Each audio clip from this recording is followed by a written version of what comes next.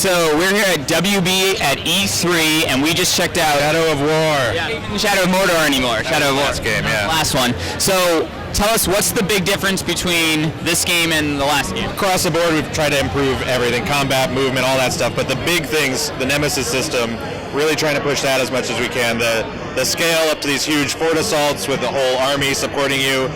Obviously, to get a whole army supporting you, we had to expand the follower system and recruiting these guys and building more personal relationships from the ally side as well as the Nemesis enemy side. So there's just a lot more stories that can emerge with all these procedurally generated characters, and then just expanding the content dramatically so that all kinds of new situations can surprise you with these guys, and that's really the heart and soul of the game. But of course, in a more standard go big next time kind of way, we push the scale of the world, the size of the world, the story, everything. We've tried to really push the quality bar up on. Is the map and the world bigger than the last game? Yeah. Do you guys have like a scale that it's like, is it 3 times bigger? Or? Yeah, I mean, there's more regions. The regions are bigger. They're more diverse. We took all the criticism from last time about some of the, the way the region could get a little samey. We tried to really push these to more unique, different environments and respond to all the big stuff that people called out last time.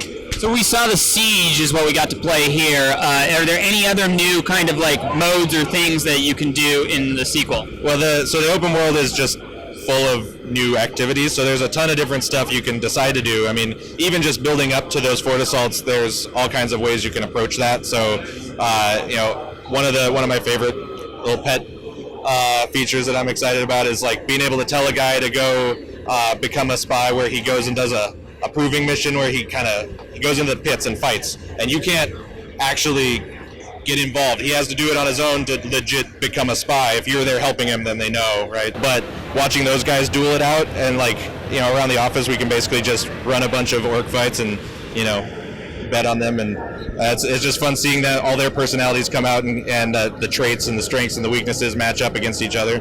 That's awesome. So now you bring them to your team, you can fight them against each other, you can fight them against minions. In the last game, you had like animal mounts you can ride. Is there still a bunch of different mounts in the game, or are there more things you could like control and ride? Yeah, so we tried to expand the gameplay options on the mounts that we had last time. So you can still mount the Caragors and the Graugs, but this time they also climb a lot better. The Caragors can do stealth. You can sneak along the rails and jump on a guy, pounce, and stealth kill from the Caragor back, right? And the Graug can climb everything a lot more fluidly. He's really mobile and jumping around. Of course, we also added the Drakes, so now you can jump on the giant flying beasts and swoop around and torch everybody. And so there's definitely emphasis on improving the mount combat as well, and the variety there. So you can do aerial combat, is what you're saying now. That's right. Have you guys shown any of that? It's part of the possibilities of the sandbox in those fort assaults. So you can upgrade your team and decide what kind of things to bring with you on the fort assault. One of those options is to bring a wild drake in there. So you'll see if we're streaming a bunch of the fort assaults this week during E3. If you played in there and saw the drakes swooping around, you can break them and mount them and fly around if you want. It's just one of those dynamic elements that's always kind of in play. So now you guys are on the PlayStation 4, Xbox, Xbox One, Xbox One X. Yeah, Xbox One X for sure, and PS4 Pro. Those are great to be able to push the fidelity up that much higher. And you guys have announced that you guys are doing things for both of those? Yeah, it's better graphics, basically. Higher res, 4K, HDR. Is there any secrets or anything like that with Shadow of Mordor that you guys are still holding back, or are we seeing, is this what it is? Or there's so much more to talk about. I'm honestly really giddy about getting to start to reveal more of the stuff we have to show people, but hopefully all the crazy dynamic sandbox stuff that we're rolling out now is enough to satisfy for a while. When does it come out? It comes out on October 10th. Showing this all weekend, people have been playing it, as the developer on it, are you seeing people fight and stuff like that? Is it cool seeing people play the game and get their hands on it now? Oh yeah, I mean this is the first time we've let people just roam the open world and do what they want in the space. Up until now, we've only shown the controlled fort assault mission, right? So it's really cool to get to see the diversity of what people decide to do with their time. When they come in here at E3 to play the demo, we kind of just let them pick what direction they want to go, and seeing all the different choices people make is really cool.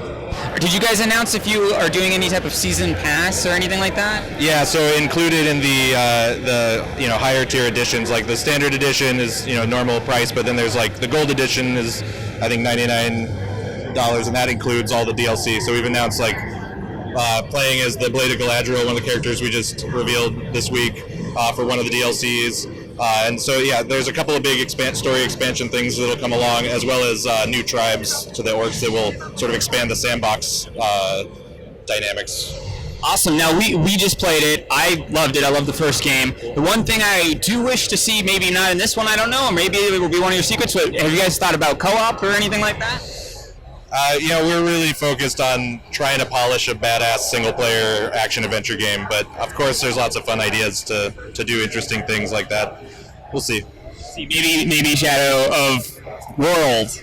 Right? Yeah. Yeah, maybe the third one. All right, well, thank you so much for taking the time. Thank you. Yeah.